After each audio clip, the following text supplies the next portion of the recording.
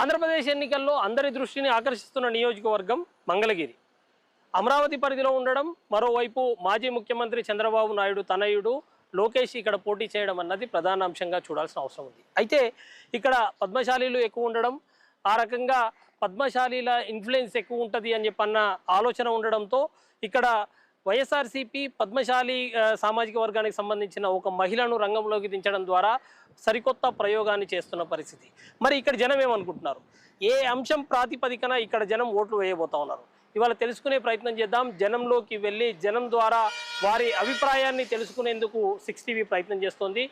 Let us go to the public of Mangalagiri.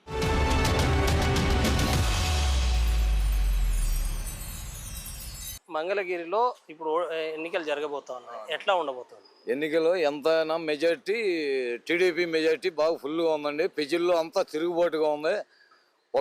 ఇవాళ జగన్మోహన్ రెడ్డి గారు ఉన్నాడంటే వచ్చిన కాడి నుంచి అధిక ధరలు అన్నీ పెరిగిపోయి ఇవాళ ఉన్న ఆస్తులు కూడా రాపించుకుందామని సిద్ధమైపోయి స్టాంపులు కూడా రెడీ చేశాడు. వాళ్ళు ముద్రలు వేసి ప్రజల్ని ఉన్న ఆస్తులు మా సొంత ఆస్తులు కూడా అమ్ముకుందామని సిద్ధంగా ఉన్నాడు ఇవాళ వైఎస్ఆర్ జగన్మోహన్ రెడ్డి. ఏమీ లేదు, అక్కడ ఇసుక పోయింది, మట్టి పోయింది, ముందు అమ్ముకుంటాం అయిపోయింది. ఇవాళ ఒక కన్ను కిడ్నీ ఉంది మా దగ్గర. కన్ను కిడ్నీ అమ్ముకోవడానికి ఇవాళ వైఎస్ జగన్మోహన్ రెడ్డి సిద్ధంగా ఉన్నాడు. ఇతర రాష్ట్రాలతో కూడా మాట్లాడి సిద్ధంగా ఉన్నాడు. కన్ను కిడ్నీ కూడా కొనటానికి రెడీగా ఉన్నాడు. ఇవాళ మన లోకేష్ బాబు గారు కానీ చంద్రబాబు గారు అయ్యాలో ఒక తెలుగుదేశం అయ్యాలో ఇవాళ వాళ్ళు పార్టీ గట్టిగా పట్టుబట్టి మన పార్టీ గెలిపించుకుంటే మన కాదు, మన పిల్లలు కాదు, ఇంకా భవిష్యత్తు బాగుంది. ఇవాళ పొజిషన్ బాగుంటుంది. ఇవాళ చంద్రబాబు నాయుడు గారు 3 తరాలు చేశాడు. ఆ రోజు హైదరాబాద్ హైటెక్ సిటీ కట్టాడు.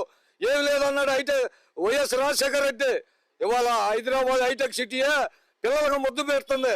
35 మంది కలిసి మీటింగులు వేసి ప్రజలందరి కోసం ధర్నాలు చేసి 18 దేశాలు ఈయన వచ్చిన కాడి అన్ని రేట్లు పెరిగిపోయినాయి. కరెంట్ ఎన్నిసార్లు పెంచాడు. ఇసుక లేదు, ఇవాళ టాపీ పనులు లేవు. ఏది దొరికినా పని చేసుకుందామంటే వాళ్ళ పనులు కూడా లేవు. నెలకి 10 రోజులు చేసుకుని 20 రోజులు పొచ్చుకుంటున్నాం సార్ ఈ నెక్కిన కానించి. లేదంటే ఆ రోజున అన్నగారు క్యాంటీన్ పెట్టాడు. చంద్రబాబు నాయుడు గారు భోజనం పెట్టాడు 5 రూపాయలు. అన్నగారు ఉన్న టైంలో 2 రూపాయలు భోజనం మేము తిన్నాం. అన్నగారు ఉన్న పార్టీ కానించి 41 సంవత్సరాలు వాళ్ళ పార్టీ పుట్టి ఏం బాధలేదు.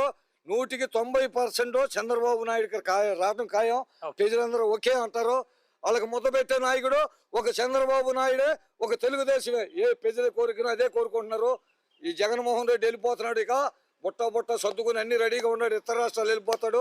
వెళ్తే ఇతర రాష్ట్రాలు వెళ్తానో లేకపోతే భోజనం పెడతాను సిద్ధంగా ఉన్నాడు. రైట్.